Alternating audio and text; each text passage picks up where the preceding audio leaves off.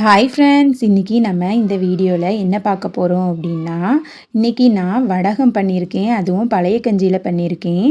அதுக்கப்புறமா கொஞ்சம் கிராசரிஸ் எல்லாமே வாங்கிட்டு வந்ததெல்லாம் எடுத்து ரீஃபில் பண்ணி வைக்கிறது தான் பார்க்க போகிறோம். வாங்க வீடியோக்குள்ளே போகலாம்.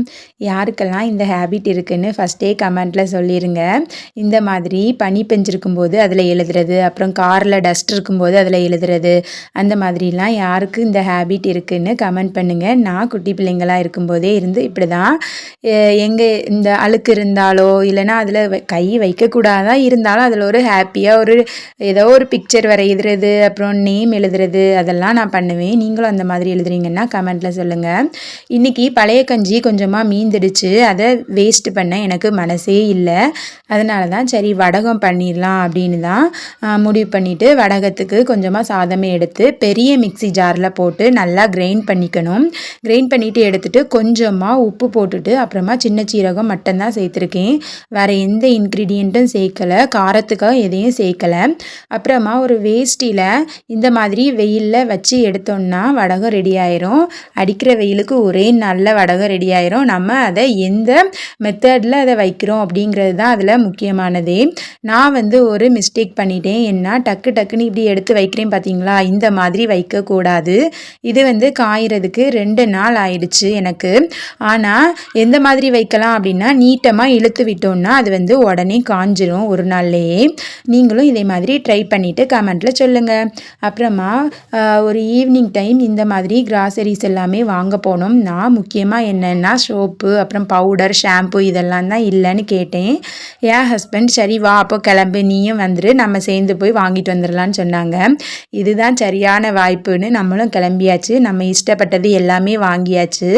அப்புறமா கொஞ்சமாக வெஜிடபிள்ஸும் வாங்கியிருந்தோம். வாங்க போனது என்னமோ கொஞ்சம்தான், ஆனால் வீட்டுக்கு வந்தது நிறைய அமௌண்ட் ஆயிடுச்சு. வான்னு கூப்பிட்டது ஒரு தப்பான்னு 1000 ரூபாய்க்கு அவங்களுக்கு ஆப்பு வச்சாச்சு. சரி ஓகே எப்போவாது தானே அப்படின்னு அவங்களும் திட்டலை. நான் இப்பி மேகி அது எல்லாமே எப்போவாது தான் கிண்டி கொடுப்பேன். ஆனோ பார்த்ததும் கேட்டான்னு சரின்னு அவனுக்கும் எடுத்தாச்சு. ஸ்நாக்ஸ் எல்லாமே ஆனோ தான் கொஞ்சம் கொஞ்சம் எடுத்து போட்டிருக்கான். அவங்க அப்பாவும் சரி குட்டி பையன் தானே எடுத்து வச்சுருக்கான், இருக்கட்டும், திரும்ப எடுத்து போட வேண்டாம் அப்படின்னு சொல்லிட்டாங்க. பில் கவுண்டரில் கொண்டு கொடுத்ததும் எடுத்து நம்ம ரிட்டன் போட்டால் ஆனோ அழுறான். அதனால் சரின்ட்டு எடுத்துகிட்டு வந்தாச்சு. இந்த மாதிரி வாங்கிட்டு வந்த திங்ஸ் எல்லாமே மொத்தமாக ஒரு வாளியில் போட்டு வச்சுப்பேன். தேவைப்படும் போது அதுக்கப்புறம் எடுத்து குட்டி குட்டி பாட்டிலில் நான் ஃபில் பண்ணி வச்சுப்பேன். அதுக்கப்புறமா பவுடர் வேறு எல்லாமே எடுத்து இருக்கக்கூடிய இடத்துல எல்லாமே ஸ்டோர் பண்ணி வச்சாச்சு. இந்த விம் ஜெல் எல்லாமே எடுத்து அதுக்குள்ளே அடைச்சி வச்சாச்சு. எல்லாமே அந்தந்த இடத்துல வச்சதுக்கப்புறம் தான் எனக்கு நிம்மதியாகவே இருந்துச்சு.